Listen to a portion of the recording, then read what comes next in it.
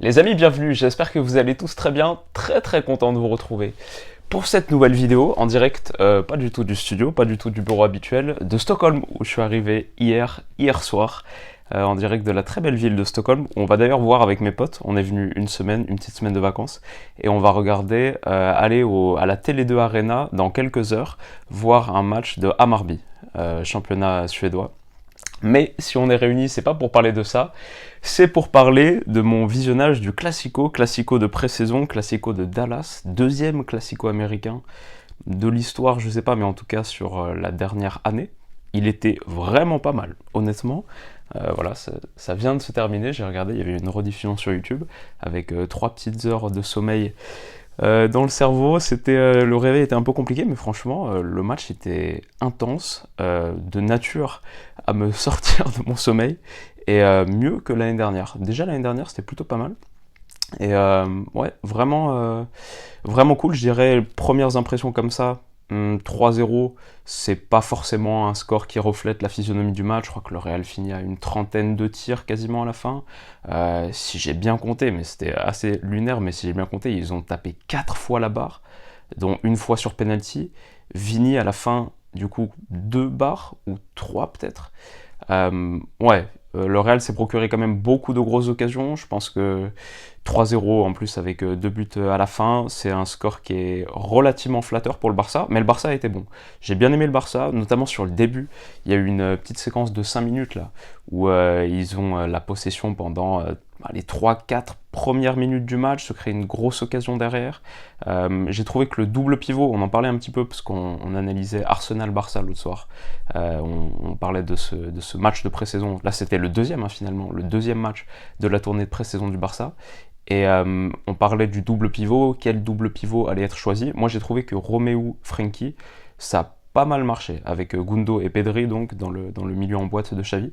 C'était plutôt bien, techniquement propre, conservation de balle, technicité Barça classique, mais je m'attends. Alors, est-ce que je m'attends à voir ce quatuor reconduit en tant que titulaire? Je sais pas, parce qu'à un moment, il y a quand même Gavi qui arrive. Mais la paire Romeu-Frenkie, en tout cas, j'ai trouvé ça assez correct et plutôt satisfaisant. Donc voilà, comme je dis, dans l'ensemble, le Barça a fait un bon match. Moins de tirs, moins de production que le Real. Ils en ont eu moins besoin aussi, ils prennent vite l'avantage. Et après, quelques soucis aussi physiques de blessures. Tu perds très vite Christensen. Tu perds très vite Gundo aussi, les deux en première mi-temps, si je ne me trompe pas.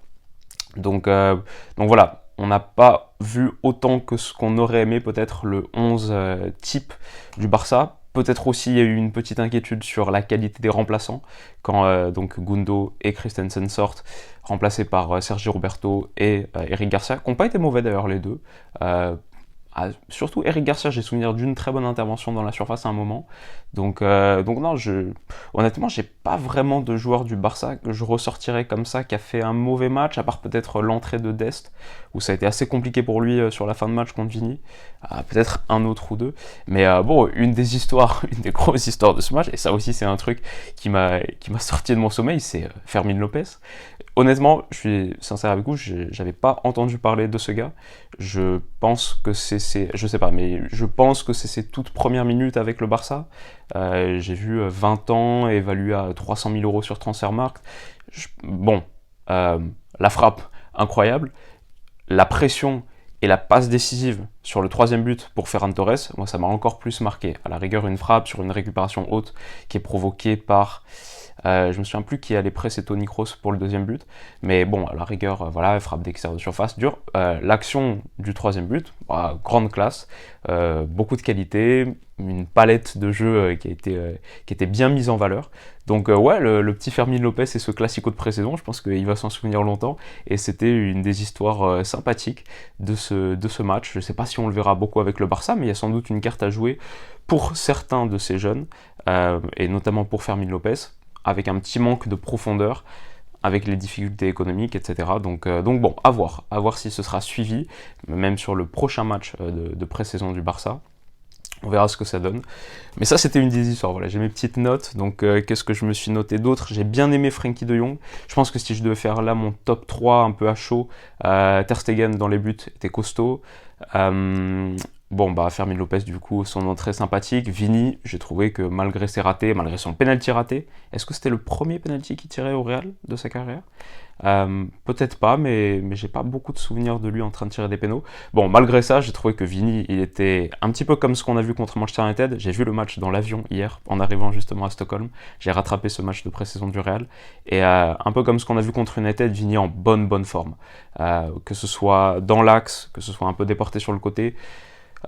Ouais, je pense que physiquement, on voit qu'il est arrivé déjà à un niveau, je pense qu'il va démarrer la saison très fort. Et du coup, je l'aurais peut-être mis dans mes tops, mais je voulais un petit mot pour Frenkie de Jong, que j'ai trouvé au-delà de sa qualité technique, de son importance dans ce double pivot avec Roméo, la bonne complémentarité, la bonne compréhension. Il a un vrai rôle important à jouer cette saison avec le départ de Busquets.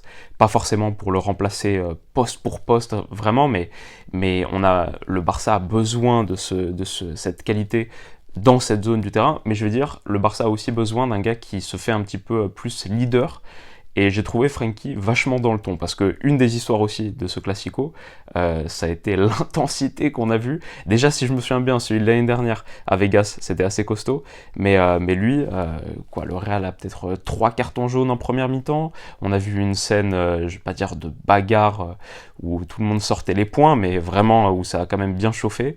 Et j'ai trouvé que Frenkie, il était dans le ton de cette adversité, et il était assez vocal, peut-être plus que je l'ai vu par le passé. Peut-être que c'est un des symboles de sa maturité croissante. Il sort quand même d'une bonne saison. Donc voilà, moi j'ai bien aimé Frenkie, et je pense que je le mettrai dans mes tops de ce match. Je n'ai pas forcément de flop à ressortir comme ça. Mais dans mes tops, je dirais ça. Côté Real Madrid, si on doit parler un petit peu du Real maintenant, moi j'ai bien aimé contre United ce 4-4 de losange. Je ne sais pas si on peut vraiment dire losange, parce que Vini très souvent sur le côté, Rodrigo aussi. C'était quand même un système qui occupait pas mal la largeur, même en l'absence de neuf et d'ailier classique. Mais par contre, Bellingham, contre United déjà, ses courses très verticales et sa proposition dans la profondeur, j'ai trouvé ça extrêmement intéressant.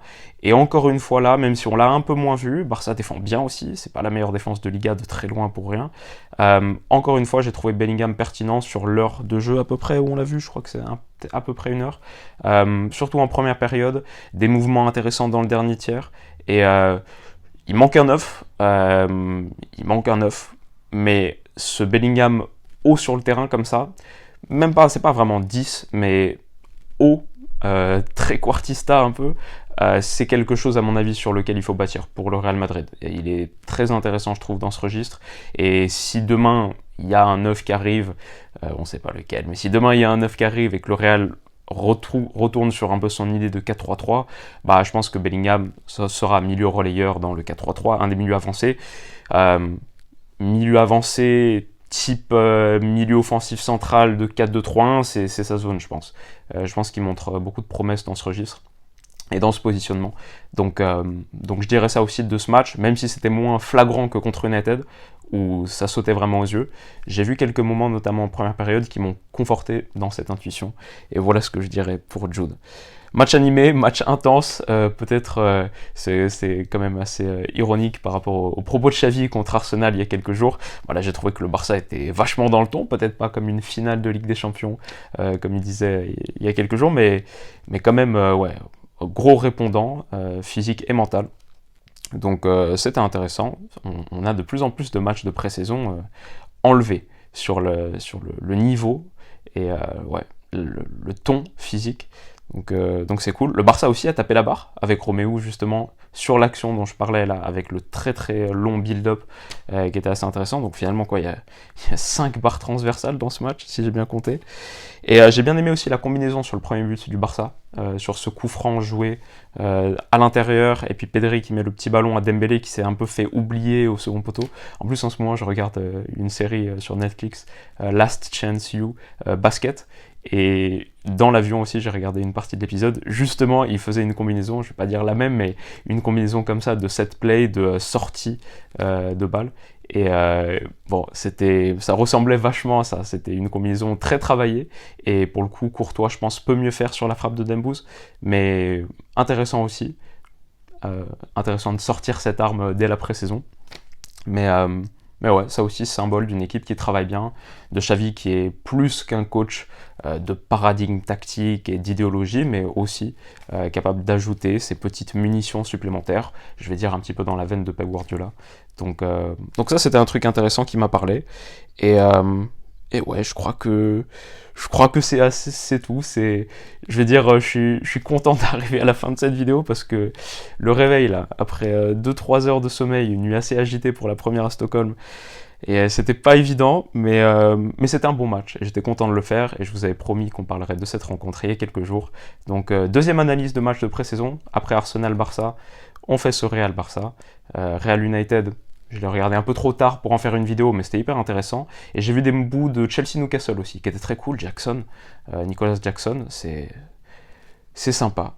Donc voilà les amis. Maintenant, je vais uploader ça, faire une petite courte sieste et filer du côté de la Télé 2 Arena pour aller voir ce match d'Amarby, qui est 9ème il me semble, d'Allsvenskan. Donc je m'attends pas forcément à un niveau de jeu flamboyant, mais ça va être une expérience. Prenez soin de vous les potes et on se dit à très vite. Bisous.